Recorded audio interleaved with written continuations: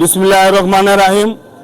ত্রয়োদশ জাতীয় সংসদ নির্বাচন 12 ফেব্রুয়ারি 2026।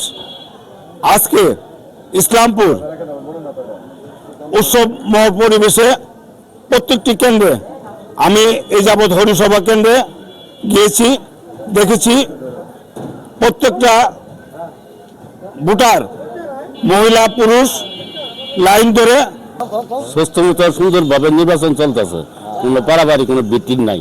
আমি জানিছি মার্কা সবাই নির্বাচন খুব সুষ্ঠুভাবে হইতেছে, আমাদের শান্তি সুষ্ঠুভাবে ইনশাল্লাহ। দয়া করি কোনো জ্ঞানজামের মধ্যে কেউ যাবেন না, বেশৃঙ্খলা ঘটাবেন না। আমরা সুস্থভাবে সবাই আইসে আমরা সুস্থভাবে ভোট দিতেছি, কোনো জ্ঞানজাম হলে নাই, কোনো কিছু নাই, সুস্থভাবে ভোট দিতেছি ইনশাআল্লাহ। আমরা দানের শীষে জয় করবো ইনশাআল্লাহ। বিসমিল্লাহির রহমানির রহিম।